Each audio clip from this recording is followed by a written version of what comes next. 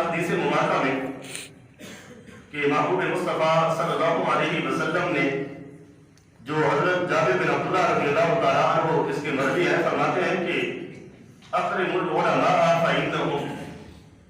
کہ اپنے علماء کا اکرام کیا کرو، ان کی عزتیں کیا کرو، ان کا احترام کیا کرو۔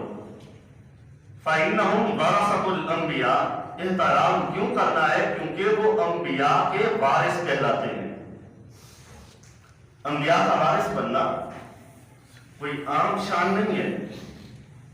انبیاء کی وراثت حاصل کرنا کوئی عام طرز عمل نہیں ہے، کوئی عام طریقہ کار نہیں ہے، کوئی عام نظام نہیں ہے، بلکہ انبیاء کا وارث بننا ایک خوش قسمتی والی بات ہوتی ہے، اور وہ وراثت الانبیاء ہے، اور ہمیں حکم ہے کہ اکرموا، ان کی عزت، ان کا احترام کرنا ہے۔ تو فمن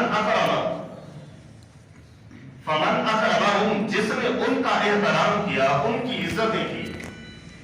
فقد اکرم اللہ ورسولہ، اس نے ایسے کہ جیسے اللہ اور اللہ کے محبوب کا احترام کیا۔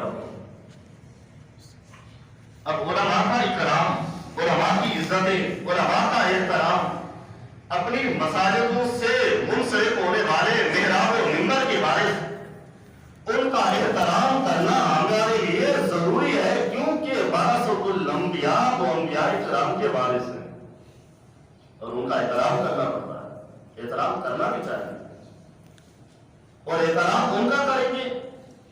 تو اکرمہم، ان کا احترام، ان کی عزتیں، ان کا ادب ویسے ہے جیسے اکرم اللہ ورسولہ، جیسے اللہ اور اللہ کے رسول کا ہم نے احترام کیا۔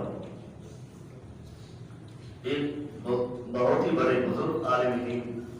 جسے علامہ تفتازانی العلامہ کے نام سے دنیا جانتی